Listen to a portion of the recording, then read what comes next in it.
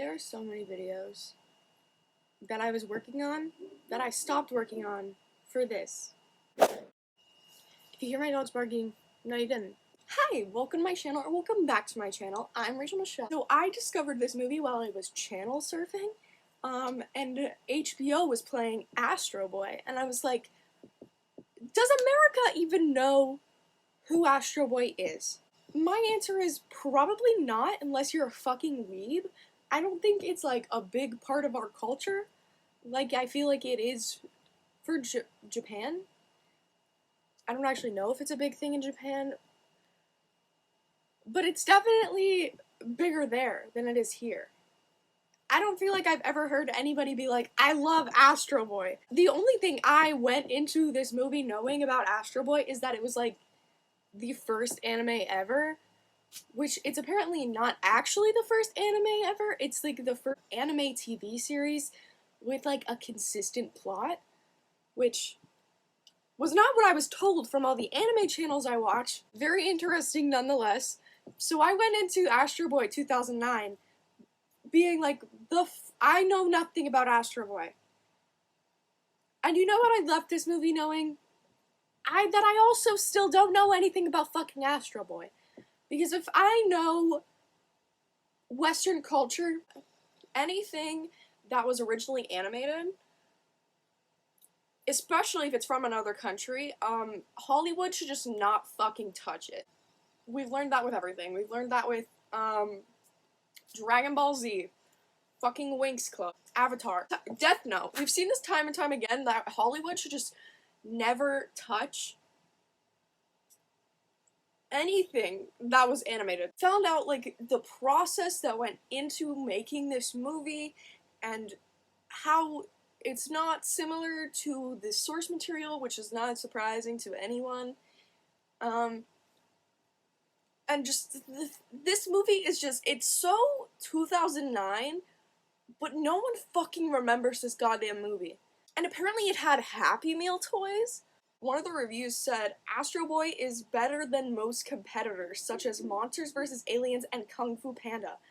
That is literally just lie. It's just a lie. Because Monsters vs. Aliens and Kung Fu Panda are, like, cinematic classics for animation and, like, 2000s kids. Like, everyone knows Monsters vs. Aliens and Kung Fu Panda, but have you ever fucking heard of Astro Boy? No! No, you haven't. Especially not the 2009 movie. If you've heard of any of it, you've probably heard of the 1980s series, or the 2003 series. You probably never fucking heard of the fucking 2009 movie. Like, if you remember this movie, please let me know. Because I refuse to believe that anybody remembers this movie. Like, it's a pretty decent movie. You can just tell that they very much, como se dice, westernized it. Like, it's not a bad movie, but I wouldn't be like, I'm putting it up there with Kung Fu Panda. I wouldn't say that. It's one of those movies that you watch and you're like, this is very 2009. Cast for this movie, before I get into talking about, like, the actual plot and what fucking happens in this movie. Cast for this movie is a fucking insane. Something about 2000s movies that they were trying to make hits, they just got, like, the craziest fucking set of actors ever. Like, they have Freddie Highmore, Kristen Bell, fucking Nicolas Cage. Like, hello? They have Samuel L. Jackson, who literally only says 3 lines in the whole movie, and I'm pretty sure only one of them is actually him speaking. The rest of the cast is, like, Nathan Lane, Eugene Levi, I don't know if that's how you say that, Donald Sutherland. Like, the cast is just buck wild. The production of this movie was so wild. Hong Kong production company, because it was made by Imaji, I'm pretty sure that's how you pronounce it. It was made by Imaji Studios, which is like, it was a Hong Kong based company, which is not around anymore, because this movie flopped so hard that they had to shut down. Like, Astro Boy was such a financial failure that the entire production company shut down. Because of this movie. No, but the production company, like, the original, like, images they had for Astro Boy, he looks very unique and interesting, And then the final product, he looks really weird. Because in the original, like their original like design they had for him, he looks like a normal kid. Which obviously it needs some work, but he looks like a kid. And then in the final design, it's just really weird because he doesn't look like any of the other kids in the movie. Like, there's other kids in this movie, and they look nothing like him. Like, they look like normal people, and this man looks like he walked out of a cartoon. Which that would be fine if all of the other characters also looked like they walked out of a cartoon. And they chose that final design to appeal to larger audiences. But the behind the scenes, the director, I'm pretty sure it's the director, literally is like, I wanted to make this movie like really emotional. I wanted people to be able to connect to it, which it's not. But he's like, I wanted to make just a really emotional movie. They literally cut to him saying, "We've got butt guns. We've got butt guns in this movie." That is what they cut to him saying after him saying that he wanted to make a really emotional movie. Like, the production of this movie is just fucking crazy. And I haven't even told you about the actual plot of the movie yet. This is just what was happening before the movie even came out. It was also apparently supposed to be a live action, but when they were going to start filming, another movie came out called AI, which is pretty much the same premise of Astro Boy, at least like a very similar concept of like a man brings his dead kid back to life via a robot. So they were like, fuck, we can't do that. Also, I should have mentioned this earlier when I mentioned the McDonald's thing, but it had a Wii game. This movie had a Wii game. Okay, so, like, summary of the plot now, that I've been talking for 15 fucking minutes. So hopefully I can cut this down to not be an hour fucking long. So Astro Boy 2009, the world setup is, like, kind of vague, and they don't really explain it too much. You can assume that there was, like, a war that happened, but they never really talk about it, and for some reason, the, like, rich people, I guess, and like sophisticated people lifted their like city into the sky like it's fucking Wall-E. I don't know why they did this, but they do. They just have a floating city that floats above the earth, and they're like the superior people or something. But then there's still people that live on Earth, and Earth has just become like a fucking like trash pile. Because they dump all their fucking trash from this floating thing off of it and onto the below land, because fuck the people on the surface, I guess. They don't ever explain it. And basically, robots work for them and stuff, and they're like servants and everything. But it's also a kid's movie, so I don't know how deep they were gonna go into this lore. Like, the concept is basically Wall-E. And like that one Twilight Zone, where that guy turns his kid into a robot, and then the robot like tries to kill him or whatever. I don't remember, but that's a Twilight episode. That's a Twilight Zone episode because it traumatized me as a child. Because my dad used to love watching this. But that's besides the point. So Toby, whose original name in the manga and anime was apparently Tobio, which they changed because Western audiences obviously can't handle the fact that other countries have different names. So instead of his name being Tobio, they named him Toby. So Toby's a 13-year-old boy. He's like a super genius or some shit.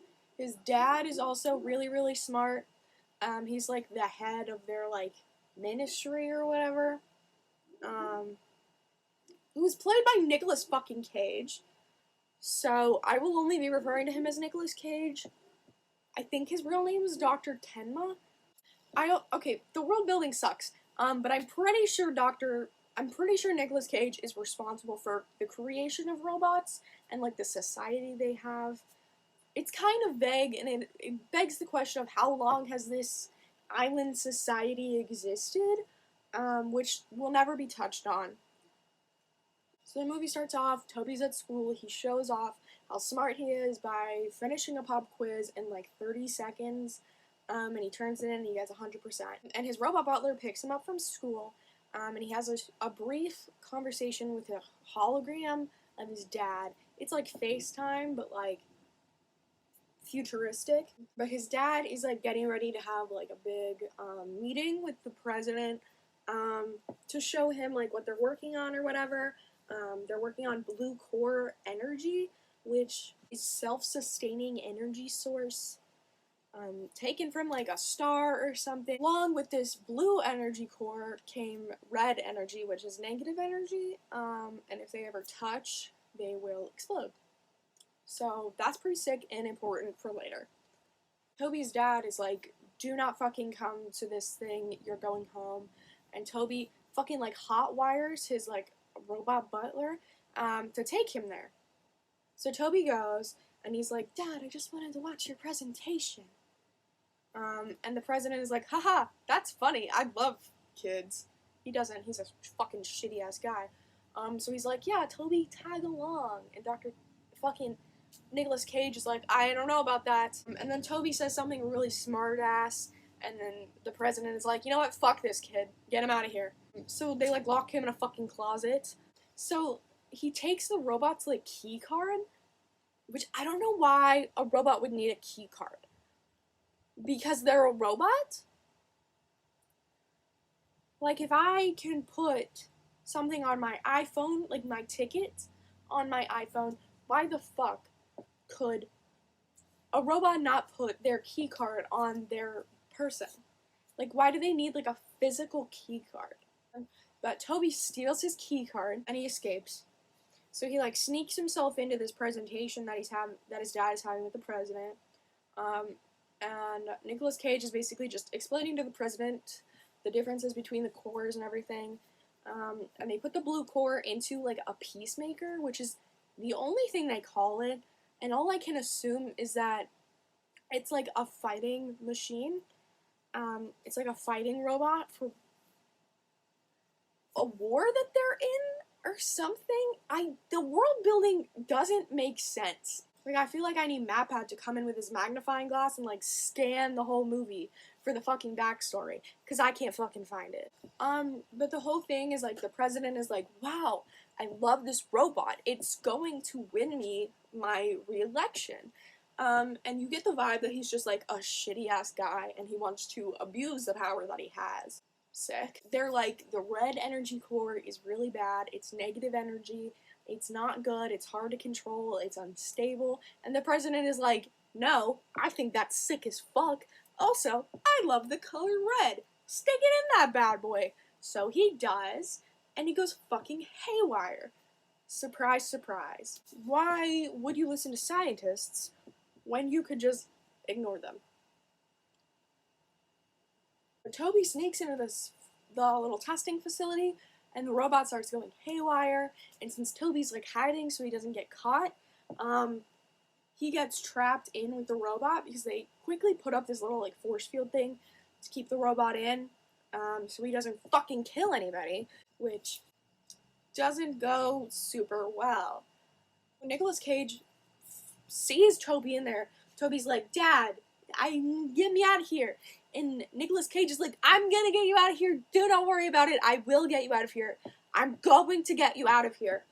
And he doesn't. And the robot does some like whack ass shit, and he like explodes a little bit. And he just fucking kills Toby. Like, Toby's gone. The only thing that's left of him is his hat, which I don't know why that hat is so fucking indestructible.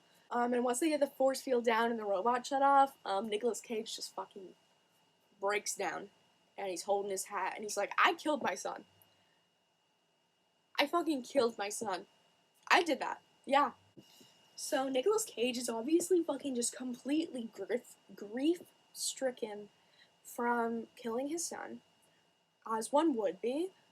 So being the crazy scientist man that he is, he enlists the help of his other scientist friend that we do see throughout the movie at the beginning, but like, he's not super important to the plot. Like, he has some weird moments that make you think that he should be more important than he is, which I can explain later in the, like, when I talk about the original version. Enlists the help of his short little scientist friend, and they take a piece of Toby's hair from his hat, and they make a robot clone of his son with all of his memories, and pretty much exact copy of his son, but a robot with just a piece of his hair. Which I don't understand how you're getting memories with that. This is some Spider-Man Clone Saga shit. And when he's like, it's like, there's just like a robot skeleton, there's an exoskeleton just laying on a table like it's fucking FNAF.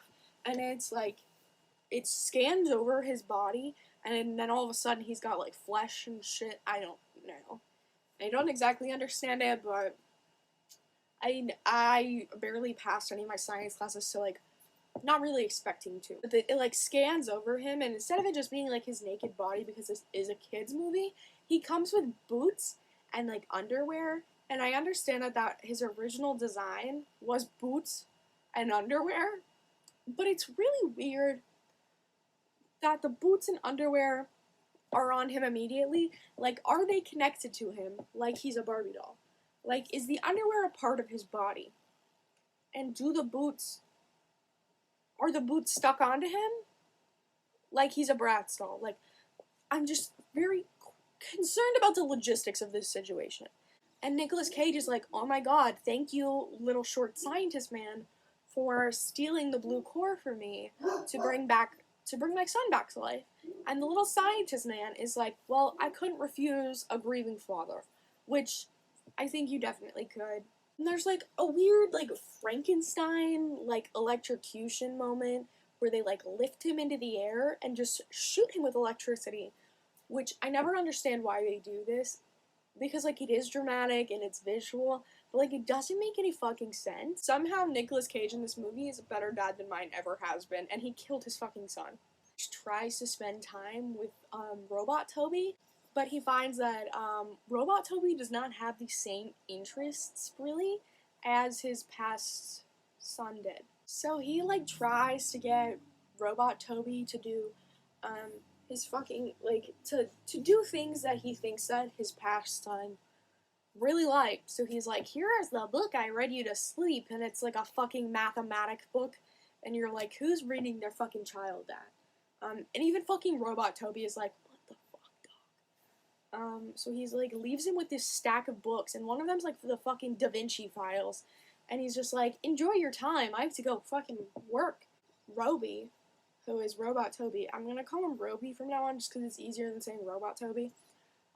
So Roby takes the fucking Da Vinci book and he turns them into a bunch of fucking paper airplanes. So Cage comes back and he finds his son playing with he turned the books into fucking paper airplanes, and he's like playing with their fucking robot butler, and he finds the robot butler wearing Toby's old hat, like the one that they were clutching and somehow survived the explosion, you know?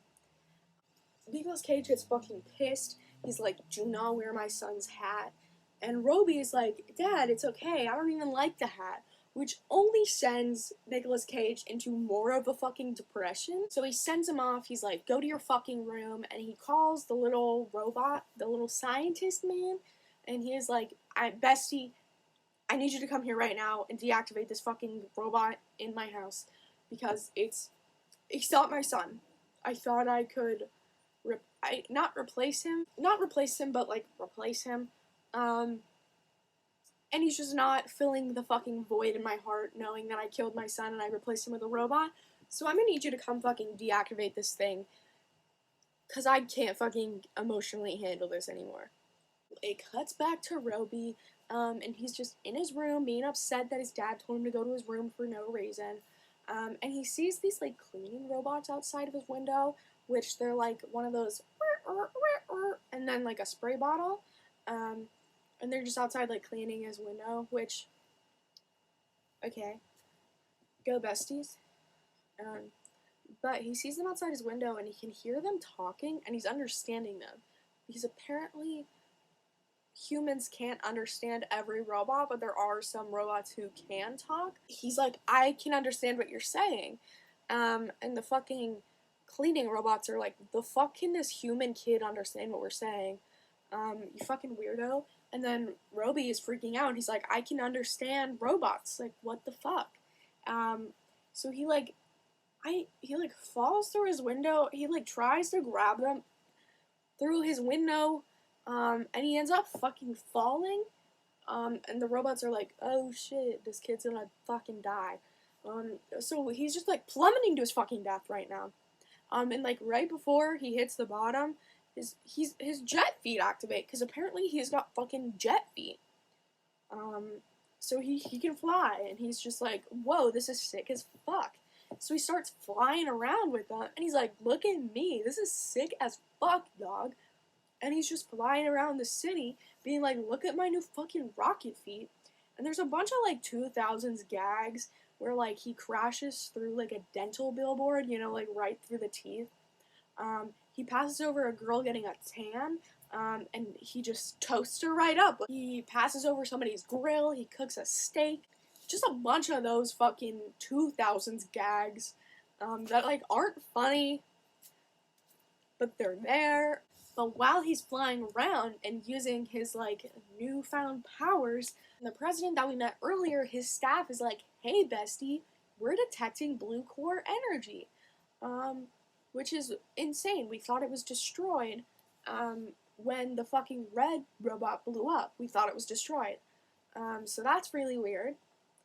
So they're like, we need to go fucking get it for me. Like, I need that blue core energy to start fucking war or something. Like, go get it for me. So they do. Like, it cuts back to the B plot. The little scientist man is at Cage's house now to take the blue core out of Roby. And Roby comes in to, like, through the window to show his dad his new sick-ass fucking rocket feet, you know, as a 13-year-old boy would. He's like, Dad, look at this shit, it's sick as fuck. And then he's like, why is the short little robot man here? And Cage is like, just fucking deactivate him. I don't want anything to do with you, Toby. Go the fuck away, like, you're not my son. Like, you're just not my son. Like, you never have been, you never will be, you're not my son. Like, you are not Toby. So Roby's like, why don't you love me anymore, Dad? And Cage is just like, I don't fucking want you. So he, like, flies away, and he's like, I can't believe my dad doesn't fucking love me anymore. And he's just, like, sulking. But the president's lackeys and, like, his men are still looking for the blue core energy. So they find him, obviously. They find him sulking on a building, and they're like, that is a fucking child. What the fuck? Where's the blue core energy? That's a child. And then they're like, that's a fucking robot child. What the fuck? And then somebody's like, isn't that Nicolas Cage's kid? And they're like, yeah, it is.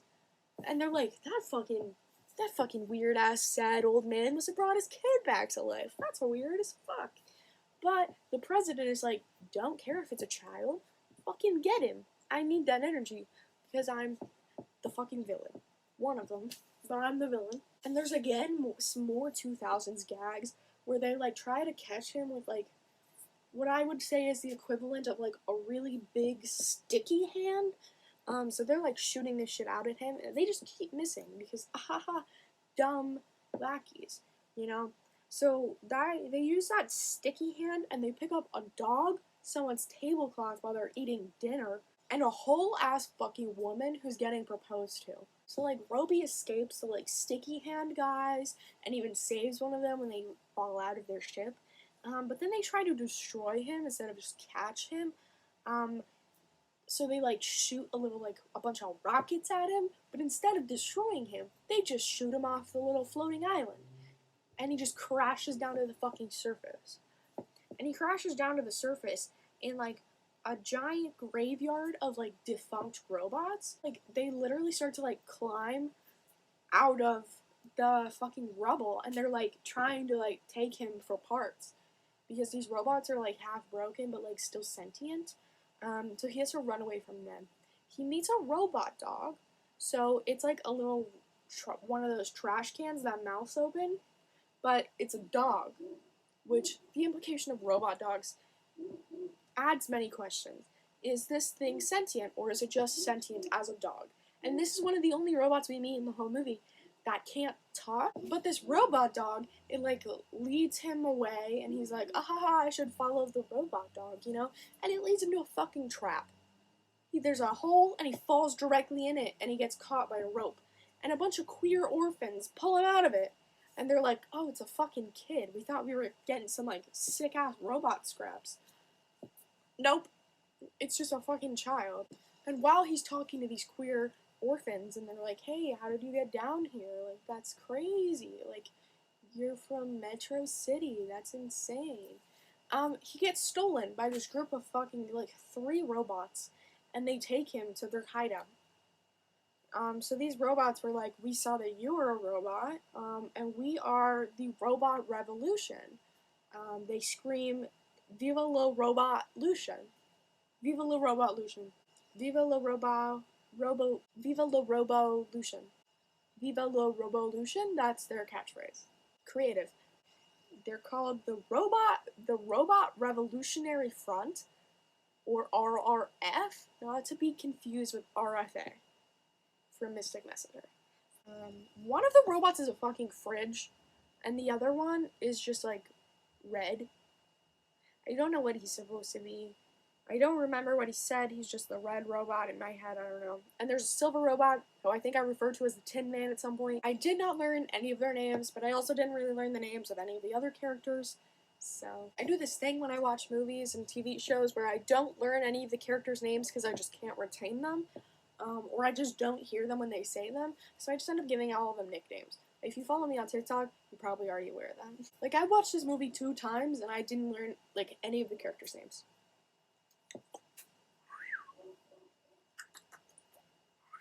That's just how it would be. But he gets kidnapped by these robots, and they're like, we're the robot revolution, we're gonna liberate robots, and you get the idea that they're a little stupid. You also find out through their interaction that there's been a rule for the past 50 years that robots cannot harm humans, which is important later. The RRF is interacting, and they're like, wow, what's your name? And he's like, my name's Toby. And they're like, that is the worst fucking name I've ever heard in my entire life. We should come up with a new name for you. So the red one is like, what about Astro? And then the, like, Tin Man robot is like, that's fucking stupid. But I've got an idea. What about Astro? And all the characters are like, wow, that's great. What a good idea. Like, he didn't just fucking plagiarize. And the RFF, we find out that their whole purpose is to liberate robot kind. They have a master plan to attack specifically this one guy who's been, like, causing problems for robots. There's a fight ring, but they don't mention that at first, I don't think. They're like, we don't like this guy, he fucking sucks, we wanna take him out. And Roby's like, how the fuck are you gonna do that?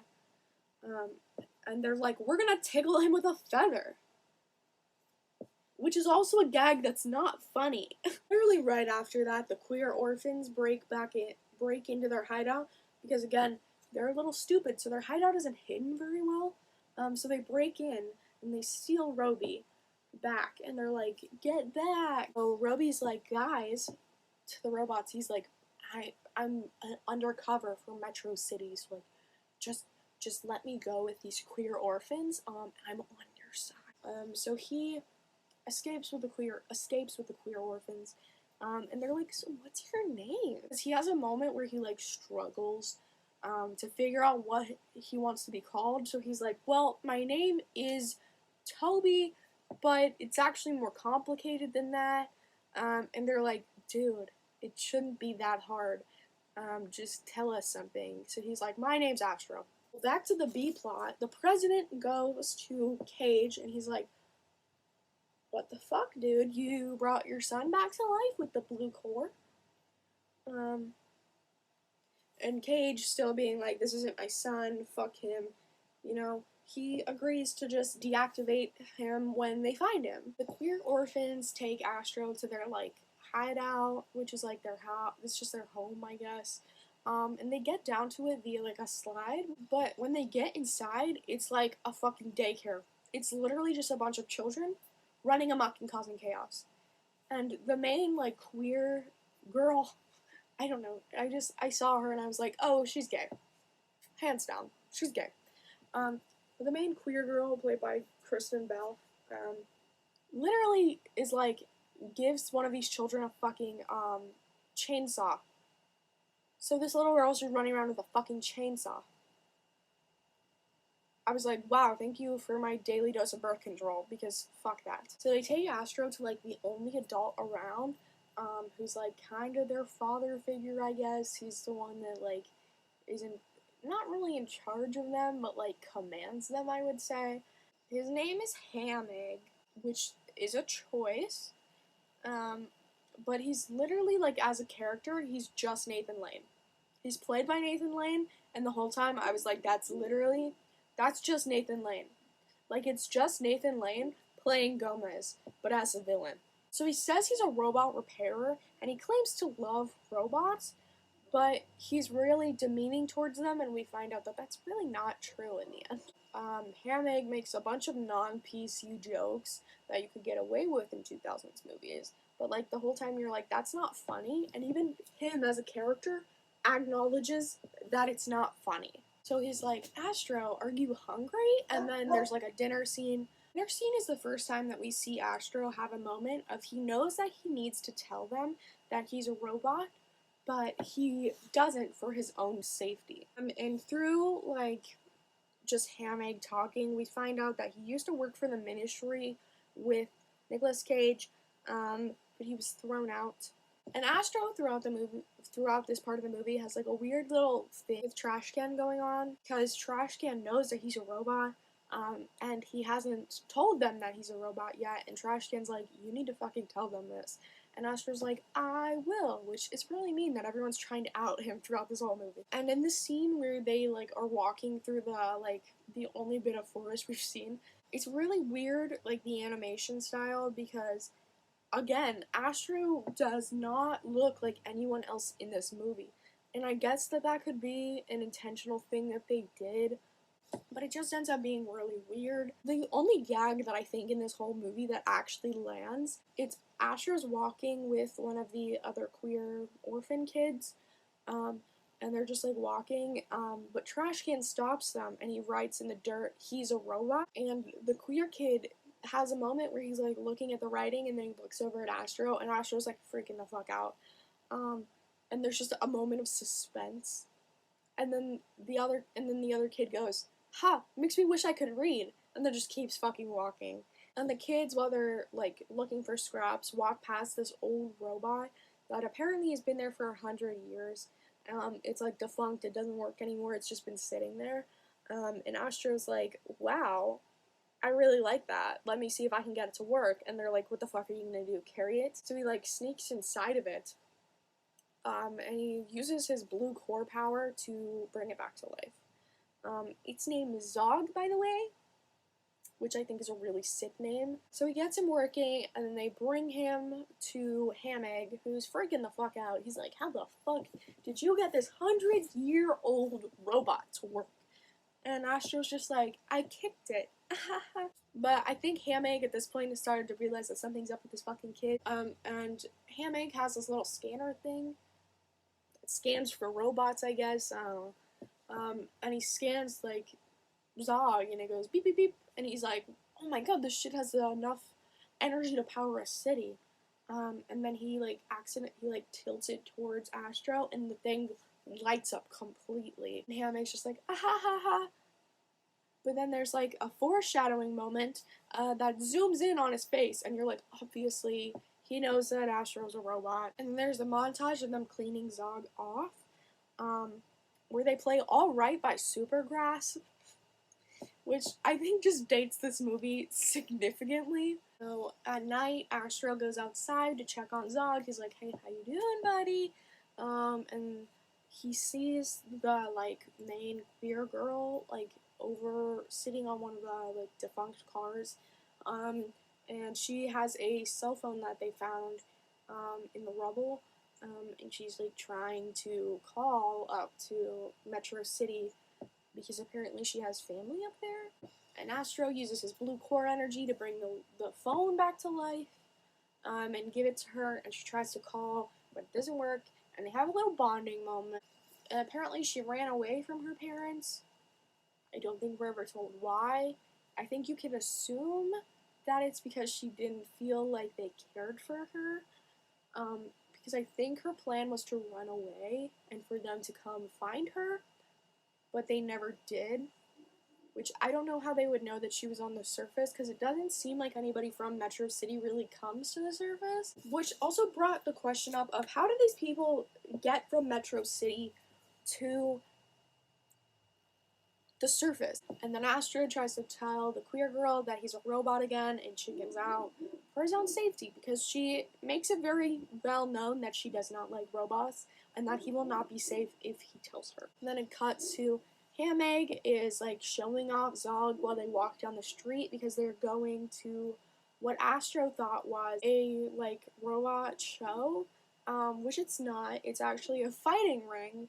So Astro starts like freaking out about how they can't fight robots to the death, like that's not okay. And Ham-Egg just tases him. He literally just fucking tases him. He tases him and knocks him out. And the queer orphans are like, why did you do that to Astro? And he's like, are you guys fucking stupid? Literally, open your eyes. This is a robot. And they're like, we've been betrayed. Why didn't he tell us? I don't know, probably because you would have like fucking killed him.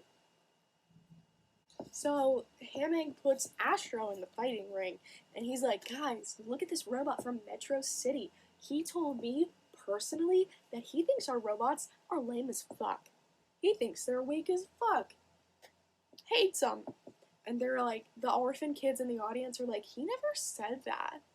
For some reason, the queer girl goes, yeah, he never told us he was a robot, though, either. Like, that makes it okay for Ham-Egg to lie about what he said and put Astro in more danger. But Ham-Egg's riling the crowd up, and then to like get them to just hate Astro. They're like, our robots are gonna beat the shit out of you, you know? And then they put a robot in the ring, and Astro's like, I'm not fighting. I won't be fighting them. And then immediately starts fighting them. And then Ham-Egg is getting more pissed as this happens, and he sends all of the robots at the same time out to fight Astro. And Astro wins, because he's like the most technologically advanced robot ever created. And then he sends out Zog, and Astro's like, I absolutely will not be fighting Zog. Zog is my friend. I refuse. It was okay to fight and kill these other robots because I didn't know them personally, but I do know Zog personally, so I won't. And Ham-Egg's like, too fucking bad. And there's a brief moment where you think that Zog is going to fight Astro, but he just pats him on the head, which, just bros being bros. I love Zog so much. Zog is the best part of this movie. I love Zog. And then Ham-Egg's like, fucking fight, why aren't you fucking fighting? How dare you not fucking fight? And he's like, going to tase bitches, and then Zog goes to just fucking step on him. And Ham-Egg's like, you can't kill me for the last 50 years. Robots haven't been allowed to kill anyone. And remember, Zog is 100 years old, so this bitch literally goes to just fucking step on him and just kill him. Like, step on him like he's a fucking Capri Sun and he's trying to shoot the straw out of it. And this is like the only line that I think Samuel L. Jackson actually said, where he goes, I'm old school. Because the other two lines he has at the end of the movie do not sound the same as this line. But he goes to just fucking step on Ham-Egg like he's a gusher. And Astro immediately underneath him, and he's holding Zog's foot up, and he's like, don't fucking kill people. And everyone in the crowd and even Ham-Egg himself is in awe, because why would a robot save a human? And like, while this fight is happening, the president gets alerted of where the blue core energy is, so they know where Astro is. So right while the fight is ending and Astro's like, don't fucking kill Ham-Egg, the president, he's just landing his jet right in the ring to come get Astro. He's like, let's fucking go, kid. And Astro just goes with him willingly because he literally just fought a bunch of people, and he's like, I'm not gonna fight you. Fine, I'll go with you. And then they take him back to his dad. They like put him on a table to let Cage take his core out. And Astro's like, it's okay, I'm sorry I couldn't be the son you wanted. Like, I'm sorry, it's alright. So this is where you would think that Cage would not take out the core, but he does anyway. He takes the core out and he walks it over to the president and gives it to him. And then the president is like, ah ha ha, thank you for that. And then Cage, when the president is talking, is like, actually, I can't bring myself to kill my son again, so I'm gonna need that back. So he, like, steals it from him, which I thought you could have just not taken it out in the first place.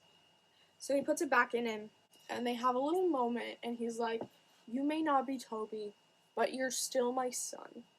Which is so cute. I think it's actually really, really cute. But Astro escapes from the president because the president is going to try to continue to take his core for the Peacemaker. So trying to take his core, he puts the red core in the Peacemaker, stupidly. Like, we know that this wasn't going to work, and he did it anyway, to go get the blue core.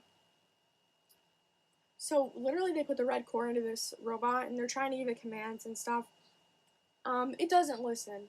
And it literally assimilates the fucking president into its body. Like, into its robot body. Like, the robot is a part, like, the president is a part of this robot now. And Astro, like, just tries to get away from the city. And there's, like, a brief scene where we meet the cleaning robots from earlier. And they imply that they're, like, birds. Anyway, he goes back to the city because he realizes that the Peacekeeper robot is just going fucking berserk with his red core energy. And he's like, I gotta go save this fucking city.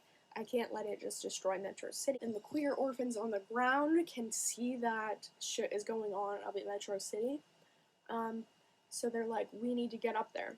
So Hamming is trying to escape, and the kids are like, we need your fucking car. And he's like, no. And then Zog rips him out of the fucking car, and the kids steal it, and they go up to Metro City. Astro and the robot are fighting. It's uneventful until the queer orphans show up, save him from getting crushed with their flying car. And the city at this point has started to fall back down to Earth. I don't understand how that happened, but it's happening. Everything even looks different. My camera died. I don't remember where we were, so I'm gonna hope that this is where we were. So the city is falling back to Earth. Astro pushes it back up, saves it, sets it down so that the millions of people that live there don't die. The robot gets a hold of Astro and tries to assimilate him to get his blue core. But if you remember, if you put the blue core and the red core together, it'll explode. So he tries to assimilate him, they repulse like a magnet. So Astro, to save everyone, shoots himself directly into the president who is inside the robot body, even though he knows that if the cores come together that they'll both die. And they blow up. And you can see Cage, like, losing it over, starting to grieve already over losing another son. So you know how the president was, like, inside this robot and, like, they were assimilated together? Somehow, when they blew up, he got freed from the robot, and he's just fine. He's just totally fine. And Astro's just laying in the field over there, dead. Like, his body's just found lifeless in the grass. And the president guy's just over there chilling. But everyone crowds around Astro's lifeless body, and they're like, oh my god, is there any way we can bring him back to life? And the short scientist guy is like, no, he used up all of his blue core, like, we can't do anything. And this is the moment where you're like, oh, so they need blue core energy. Maybe the main girl is going to use the cell phone that she used earlier, that Astro brought back to life earlier. You're like, she's going to use that energy because it's not doing anything and she doesn't need it, right?